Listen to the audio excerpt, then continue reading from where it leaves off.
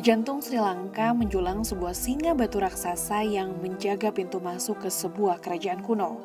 Ini dia, Sigiriya, benteng langit yang menjulang tinggi dan menyimpan segudang misteri belum terpecahkan. Banyak pertanyaan yang masih belum terpecahkan mengenai situs ini. Bagaimana mungkin sebuah peradaban mampu membangun benteng megah di atas puncak batu setinggi ratusan meter? Bagaimana mereka membuat konstruksi ini, hingga mengapa kerajaan yang membangunnya itu tiba-tiba runtuh? Mari kita jelajahi salah satu kepingan penting dalam sejarah Sri Lanka yang menggugah bersama rahasia tersembunyi di balik runtuhan Sigiriya.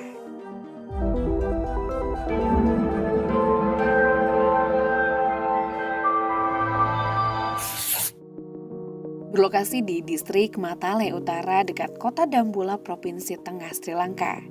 Sigiriya dikenal sebagai benteng batu kuno menakjubkan yang memiliki signifikansi historis dan arkeologi dalam sejarah. Profil geologis yang mencolok dan terkenal sebagai prestasi teknologi kuno serta tata kota yang mengagumkan. Ya, begitulah gambaran singkat Sigiriya. Dataran tinggi batu ini menjulang hingga ketinggian sekitar 200 meter di atas dataran di sekitarnya dan 360 meter di atas permukaan laut. Karena nilai universalnya yang terpatri melalui arsitektur kuno, nilai sejarah, seni, tata kota, teknologi hidrolik, dan juga fitur landscape budaya, menjadikan Sigiriya sering disebut-sebut keajaiban dunia ke-8, sekaligus ditetapkan sebagai situs warisan dunia UNESCO pada 1982. Lalu dari mana asal-usul dan apa tujuan benteng ini dibangun? Secara teknis, Sigiriya sebenarnya bukan sekedar benteng, melainkan kompleks istana yang dibangun oleh Raja Kasapa I di abad ke-5 Masehi. Menurut kronik, ia naik tahta usai membunuh ayahnya sendiri, Datu Sena I, dan menguburnya di dalam tembok. Karena takut akan pembalasan dendam saudaranya, Monggalana, ia memindahkan istananya ke hutan yang dianggap aman dari serangan. Kasyapa membangun istana dan benteng dengan dikelilingi taman-taman indah, air mancur, dan pavilion. Benteng di puncak gunung tersebut diakses melalui tangga yang dijaga oleh patung batu singa raksasa, yang kini hanya tersisa telapak kaki. Benteng ini dihiasi dengan taman bertingkat, kolam, dan lukisan wanita yang rumit. Kenati diyakini dibangun oleh Raja Kasapa I sebagai ibu kota dan benteng. Beberapa arkeolog percaya bahwa situs ini sebelumnya merupakan kompleks biara Buddha atau pusat keagamaan. Ya, selama abad ketiga sebelum Masehi, periode sejarah Sigiriya dimulai dengan tempat tinggal para biksu Buddha yang mengubah situs tersebut menjadi pemukiman biara. Hal ini sebagaimana ditunjukkan oleh gua-gua batu dengan tepian tetesan air dan prasasti yang diukir di permukaan batu yang berasal dari abad ketiga hingga ke-1 sebelum Masehi. Prasasti tersebut mencatat pemberian gua-gua ini kepada para biksu Buddha untuk digunakan sebagai tempat tinggal mereka. Dan ya, modifikasi Sigiriya sebagai kota berbenteng di bawah pemerintahan Raja Kasyapa 477 hingga 495 Masehi menandai tonggak sejarah Sigiriya bersama dengan bangunan arsitektur, lukisan, teknik hidrolik, dan lain sebagainya.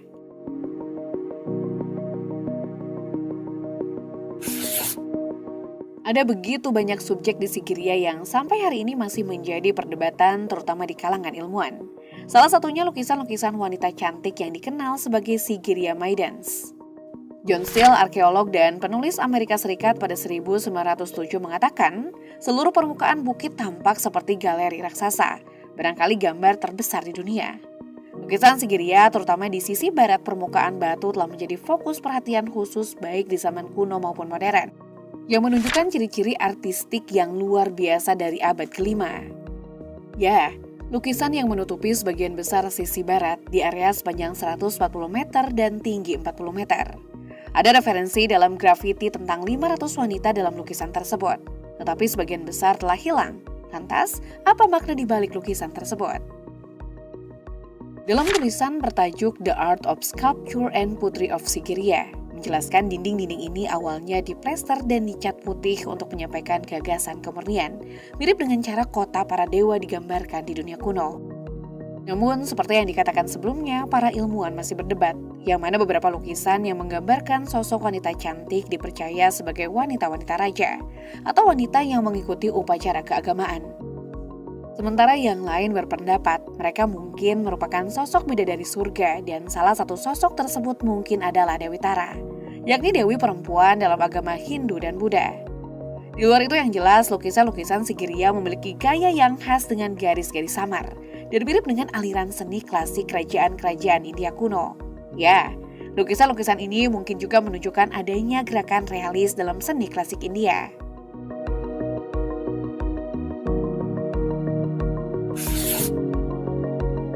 Di sisi berlawanan dari sabuk lukisan, di tengah-tengah sisi barat permukaan batu, terdapat jalan setapak untuk mendaki ke puncak batu.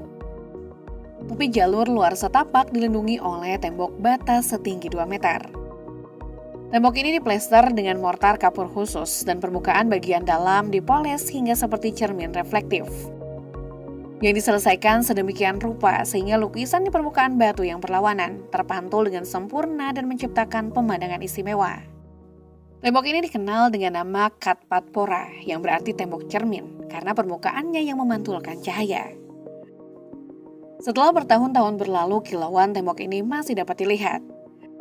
Di antara ribuan pengunjung yang mengunjungi Sigiriya dari abad ke-6 hingga abad ke-14, terinspirasi oleh keajaiban yang dilihat, mereka menuangkan pikiran ke dalam puisi dan menulis di tembok cermin yang masih terpelihara hingga saat ini. Objek ini lalu dikenal sebagai grafiti Sigiriya dan terdapat lebih dari 1.800 karya prosa, puisi, dan komentar yang ditulis oleh wisatawan kuno. Sementara sumber lain menyebut ada lebih dari 1.400 syair dari abad ke-7 hingga abad ke-13. Ya, tembok ini pada gilirannya menawarkan wawasan menarik tentang sejarah Sigiriya dan evolusi bahasa di Sri Lanka selama periode tersebut. Sebanyak hampir 1.500 tulisan yang membahas puisi di tembok ini diuraikan oleh para cendekiawan, terutama oleh Profesor Senarat Paranavitana.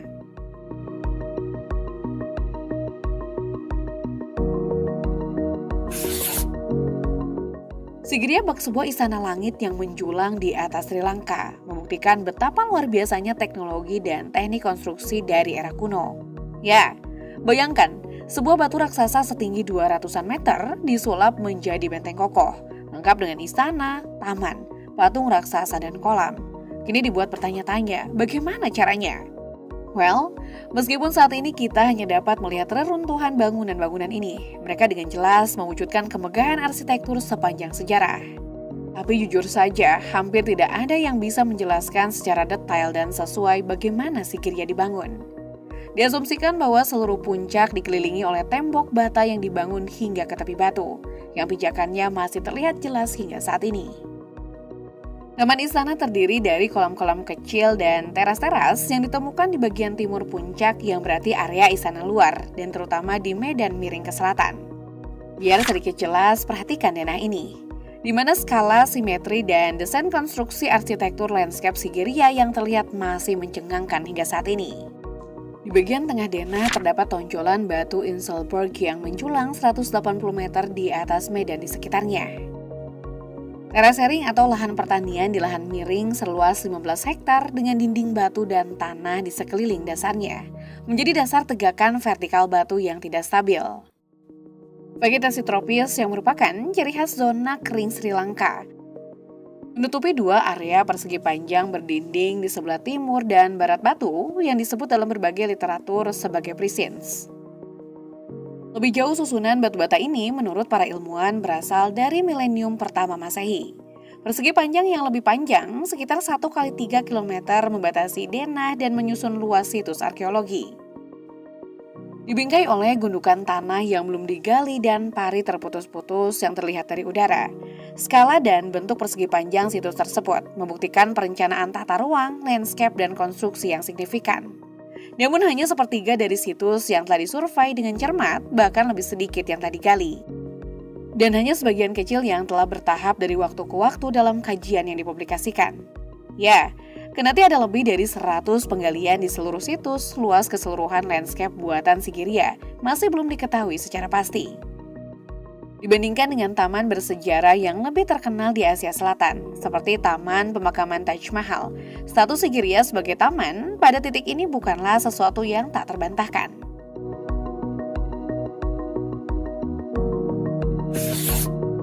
Salah satu fitur yang paling mencolok dari Sigiriya yakni taman airnya yang dirancang dengan sistem irigasi canggih. Taman air Sigiriya ini menerapkan sistem hidrolik yang terencana dengan baik dan direkayasa secara luar biasa.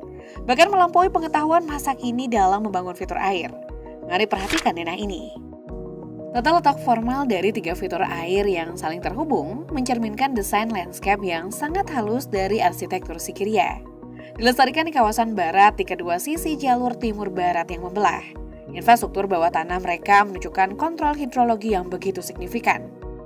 Berbagai ukuran kolam, saluran yang saling terhubung, tangki air, dan fitur lain yang membentuk sistem air memiliki fungsi yang berbeda di dalam tempat tersebut. Beberapa fitur air yang terutama dapat dilihat di sekitarnya mencakup Sigiriwewa, yang menjadi sumber air utama di mana serangkaian parit, 2 di barat dan 1 di timur, mengalir langsung dari danau ini. Selain itu terdapat saluran drainase permukaan untuk mengendalikan erosi teras dan kebun pada musim hujan. Saluran air dan bangunan penahan air sebagai aspek penting dari taman rekreasi kerajaan. Ada pula sistem pendingin seperti berbagai pavilion dikelilingi air dan keberadaan air secara umum di taman dan halaman. Sistem pengendalian dan penahanan air termasuk rangkaian pembangunan horizontal dan vertikal yang dipotong di batu dan saluran bawah tanah yang terbuat dari pipa terakota silinder. Ya, para insinyur kuno yang membangun sistem air Sigiriya telah menggunakan beberapa konsep penting untuk menciptakan fitur air dengan cara yang sangat efektif, sehingga menghasilkan hasil akhir yang luar biasa. Pada gilirannya, para insinyur kuno telah menggunakan konsep desain mikro dan makro terpadu dalam membangun jaringan hidrolik di area tersebut, yang menggabungkan danau di dekatnya dan saluran air yang saling terhubung di seluruh area taman. Hidrolika area taman air ini menjadi terkenal di dunia yang menonjolkan keindahan estetika secara lebih luas.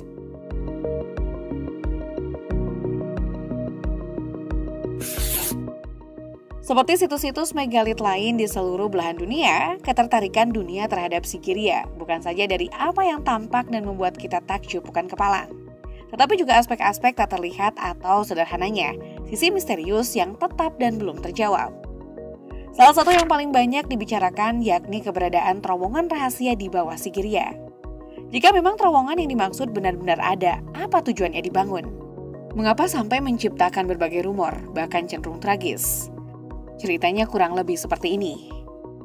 Seorang penjelajah dan peneliti sejarah tersembunyi Sri Lanka, termasuk jejak-jejak Rahwana bernama Surya Gunasera, mengunjungi Sigiriya pada 1960-an untuk melakukan penelitian khusus.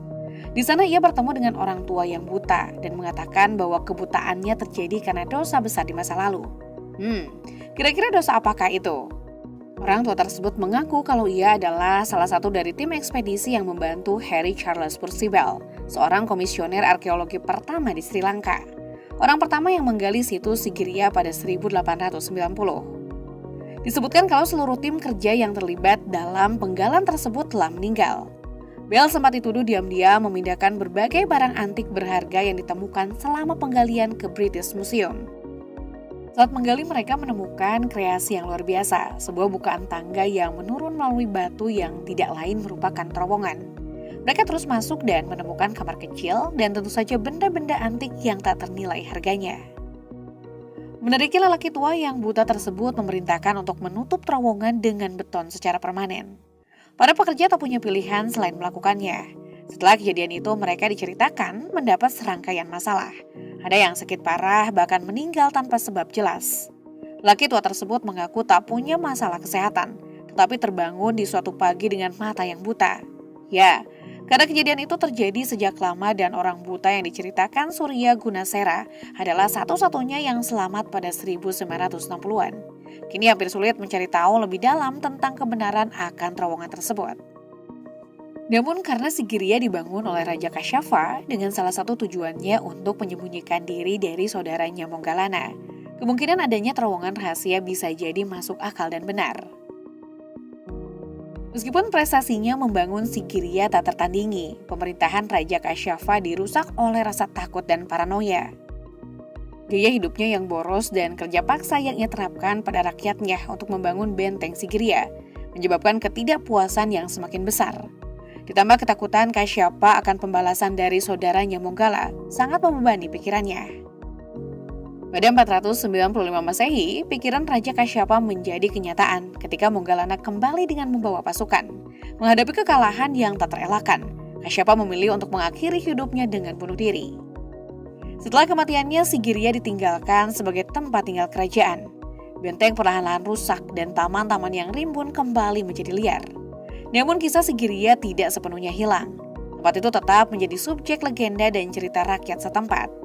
Sementara itu sumber lain menyebut Moggallana mengambil alih kerajaan dan mengembalikan Sigiriya kepada para biksu Buddha.